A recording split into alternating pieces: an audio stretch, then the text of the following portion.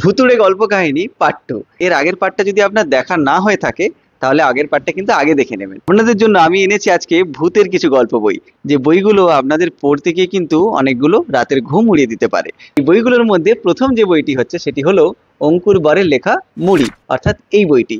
এই বইটির প্রচ্ছদ এবং গল্প দুটোই কিন্তু রাতের ঘুম উড়িয়ে দেওয়ার মতো, এবং গল্পের লেখনী খুবই মজবুত।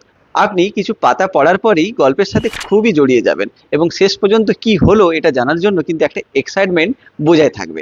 আপনার যদি এই গল্প বইটা পড়া না হয়ে থাকে তাহলে ঝটপট এই বইটি পড়ে নিতে পারেন। খুবই পাতলা একটি বই, সময় খুব একটা লাগবে না, কিন্তু ভূতের বই পড়ার জন্য যদি মনটা ছটফট করে তাহলে এই বইটি পড়ে ফেলতে পারেন।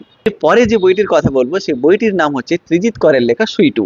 এই সুইটি গল্প যারাই পড়েছে আমাকে জানিয়েছে যে দাদা কি বই দিলে ভূতের জন্য, যে বইটা পড়ে আমার রাত্রিবেলা বাথরুম যেতেও ভয় লাগছে, যদি কেউ ডাক দেয় আর বিপদ ঘটে যায়। মানে বুঝতেই পারছেন বইটির গল্পের লেখনী এবং বইটির গল্পের ভূতটি কতটা স্ট্রং আর কতটা ভয়াবহ। এই দুটি বইয়েরই সম্পূর্ণ রিভিউ, অর্থাৎ খুঁটিনাটি দাম, কেমন প্লট বা কেমন ভালো খারাপ সবকিছুই আপনি আমার চ্যানেলেই পেয়ে যাবেন।